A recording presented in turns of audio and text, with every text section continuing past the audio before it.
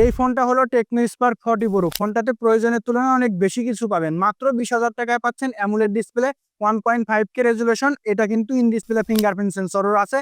আরো আছে Helio G100 ultimate. এটা কিন্তু খুবই পাওয়ারফুল একটা প্রসেসর। আর স্লিম ডিজাইন, ব্যাক পার্টটা কিন্তু দেখতে পুরাই স্যামসাং A55 এর মতো। এছাড়াও অনেক ভালো দিক আছে, সাথে খারাপও আছে। ভালো খারাপ সবকিছু নিয়েই এই ভিডিওতে আলোচনা হবে। বক্স কন্টেন্ট হিসেবে এখানে আপনারা একটা সিলিকন কেস পাচ্ছেন, সিম ইজেক্টর পিন পাচ্ছেন, টাইপ সি কেবল, 45 ওয়াটের চার্জার। ডিজাইনটা কিন্তু প্রথম দেখাতেই পছন্দ হওয়ার মতো। আর এটার ব্যাক পার্টে কিন্তু ম্যাট ফিনিশ করছে, আর ক্যামেরা সার্কেলটা মেটালের।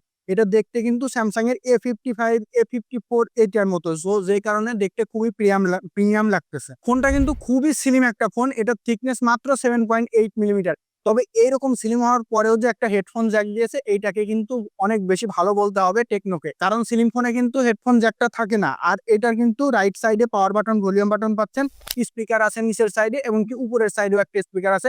সো স্টোরি স্পিকার যেহেতু অনেক বেশি ভালো হবে সাউন্ড কোয়ালিটি। যদি আপনারা সাউন্ডটা 80-90% রেখে শুনেন, সেক্ষেত্রে কিন্তু খুবই ভালো সাপোর্ট দিতে পারতেছে। লেফট সাইডে সিম ট্রে পাচ্ছেন, আর এটাতে কিন্তু আইপি রেটিং 64 এর সাপোর্ট আছে। আমি যদি বলি আইপি রেটিং 64টা খারাপ, আসলেই খারাপ। তবে প্রাইস রেঞ্জ অনুযায়ী ওরা যা যা দিয়েছে সেই অনুযায়ী এটাকে মানায় নেওয়া যায়। আর এটাতে আয়ার ব্লাস্টার আছে। ব্যাক সাইডের যে একটা ক্যামেরা দেখা যাচ্ছে, এটা কিন্তু আসলে আয়ার ব্লাস্টার, যে কারণে আপনারা এটা দিয়ে অবশ্যই রিমোটের কাজগুলো করতে পারবেন সবগুলোই খুবই ভালোভাবে।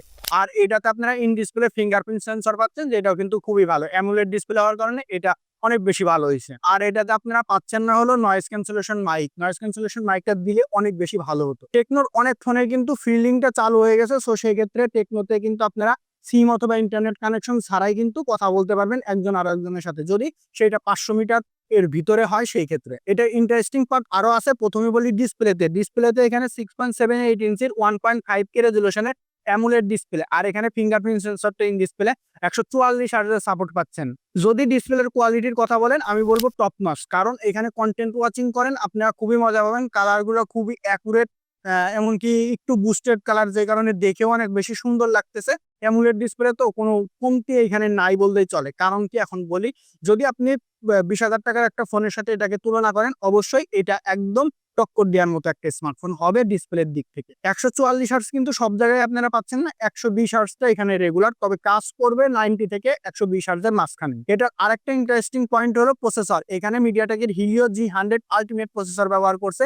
এটা কিন্তু খুবই ভালো, কারণ অনেক ফোনে মানে 30,000 টাকার একটা ফোনেও কিন্তু এরকম প্রসেসর দিয়ে অনেক ফোন আনছে। সেই ক্ষেত্রে 20,000 টাকা আপনারা পাচ্ছেন। সো এখানেও টেকনোকে ভালো বলতে হবে। এটার পারফরমেন্সের কথা খুবই ভালো। এখানে আপনারা গেম প্লেও টুকটাক করতে পারবেন।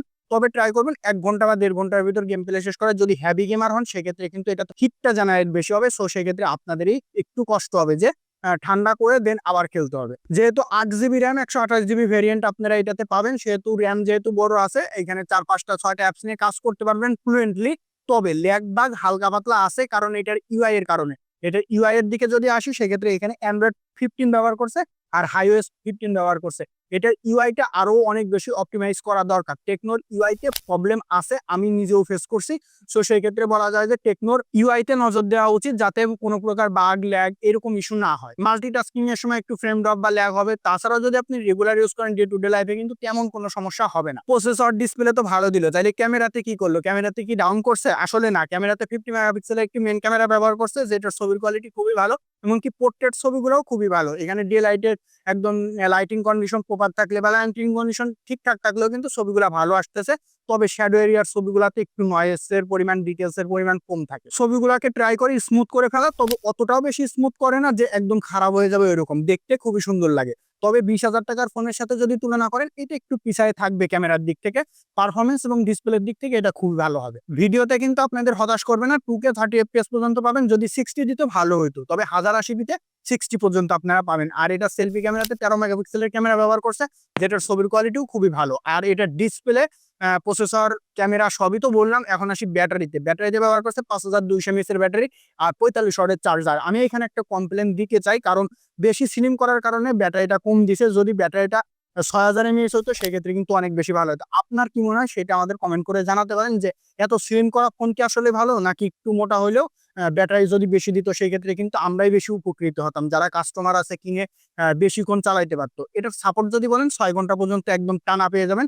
আর যদি নরমাল ইউজ করেন সেক্ষেত্রে একদিনের কাছাকাছি চলে যাবে। ভালো খারাপ সবই আছে, তবে ভালোর পার্টটাই আমি এখানে বেশি দেখতেছি। ক্যামেরাতে একটু দুর্বল আছে, তাছাড়া আর কোনো সমস্যা আছে বলে আমার মনে হয় না। যদি আপনাদের মনে হয় সেটাও কমেন্ট করে জানাতে পারেন যে ব্যাটারিতে কমতি আছে কিনা। আর এখানে আল্ট্রা ওয়াইড ক্যামেরা কিন্তু দিতে পারতো, দেয় নাই। 20,000 টাকার একটা ফোনে আল্ট্রা ওয়াইড ক্যামেরা এখন বর্তমানে কিন্তু যায়, মানে থাকে। সো সেই ক্ষেত্রে এটাকেও খারাপ বলতে হচ্ছে। সো ক্যামেরাতে এই জন্যই আমি একটু পিছায় রাখছি। আর যদি ভালোর দিকে আসেন, এখানে স্টোরেজ স্পিকার পাচ্ছেন, ফিঙ্গারপ্রিন্ট পাচ্ছেন, ইন ডিসপ্লে ফিঙ্গারপ্রিন্ট সেন্সর পাচ্ছেন, ডিসপ্লেতে ভালো পাচ্ছেন, প্রসেসরও মোটামুটি ভালো পাচ্ছেন। তো সবকিছু মিলিয়ে আমি আশা করি 20,000 টাকায় এই ফোনটা আপনাদের হতাশ করবে না। আপনারা অবশ্যই এটা নিতে পারেন। আজকের মতো এই পর্যন্তই। ভিডিওটা কেমন লাগছে আমাদের কমেন্ট করে জানাতে পারেন। আর লাইক সাবস্ক্রাইব করে আমাদের সাথে থাকবেন, আর শেয়ার করতে ভুলবেন না। আজকের মতো আল্লাহ হাফেজ।